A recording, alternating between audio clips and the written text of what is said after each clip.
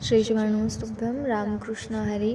श्रावण महिन्यातल्या शिवरात्रीचं महत्त्व काय, किंवा ती पूजा करण्यासाठी काय काय लागणार आहे, कधी बनवायचं पार्थिव शिवलिंग, त्यामध्ये काय टाकायचं, आधी काय बनवायचं, म्हणजे हस्तकमल बनवायचं की शिवलिंग बनवायचं, माती कुठली घ्यायची, मातीमध्ये काय टाकायचं, विसर्जन कसं करायचं, बाबांना कसा भोग लावायचा, कसं काय, तर सगळं सांगणार आहे. पण त्याआधी जर तुम्ही माझ्या चॅनलवर नवीन असाल तर प्लीज सबस्क्राईब करा. सबस्क्राईब टू माय चॅनल विसरू नका.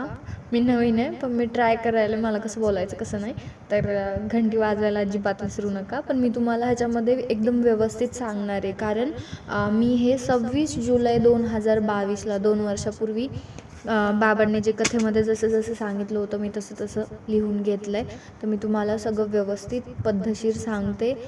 तर सुरुवात करते. पण त्याआधी मी मध्येच कोणताही पॉईंट, कुठलाही पॉईंट महत्त्वाचं सांगणार आहे मी, पण मध्येच कोणताही पॉईंट मातीमध्ये काय टाकायचं काय नाही, तर मध्येच कोणताही पॉईंट येऊ शकते. जसं जसं लक्षात येईल तसं जसं सांगल. तर तुम्ही व्हिडिओ स्किप नका करू, म्हणजे 10 सेकंड का काहीतरी ते पुढं पुढं करतायत तसं अजिबात करू नका.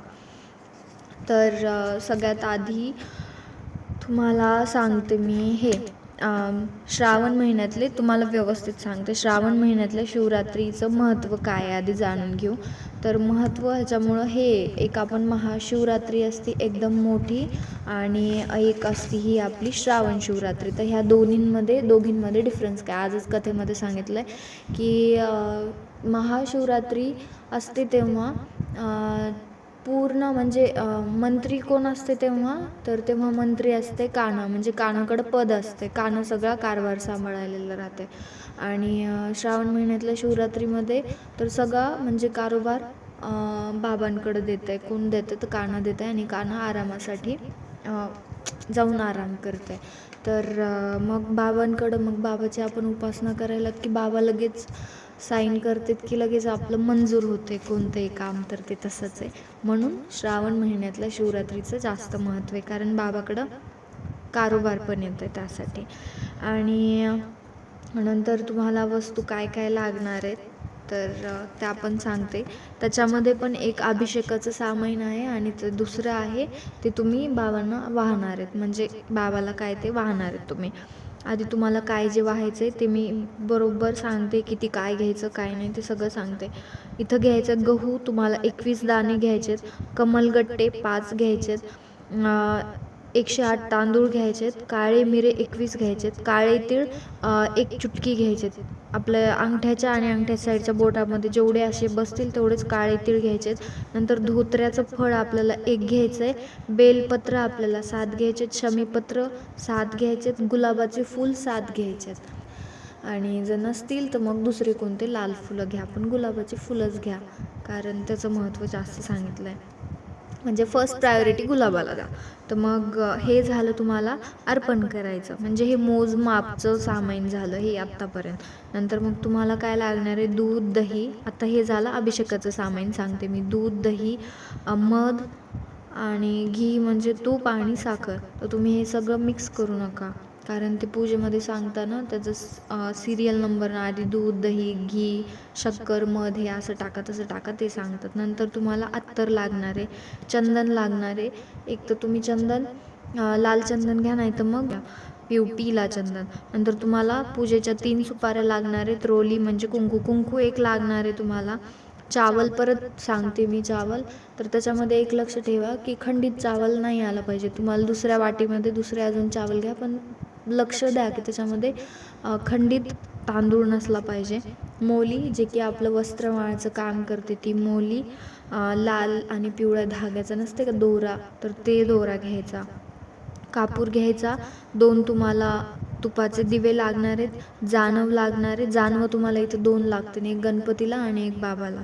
नंतर काळ्या मिट्टीचं शिवलिंग, म्हणजे आम्हाला लाल मातीचं शिवलिंग आहे, आणि त्याच्यामध्ये काळे मिरे कुटून टाका तुम्ही. ते जेव्हा तुम्ही माती घ्याल ना तर त्याच्यामध्ये काळे मिरे कुटून टाका, हे महत्त्वाचं आहे बरं का. हे आत्ताच्या कथेमध्ये नाही सांगितलं वाटतं, पण हे 26 जुलै 2022च्या कथेमध्ये सांगितलं होतं की तुम्ही त्याच्यामध्ये काळे मिरे मिक्स करून ठेवा. जेव्हा तुम्ही शिवलिंग बनवायच्या आधीच मिक्स करून ठेवा.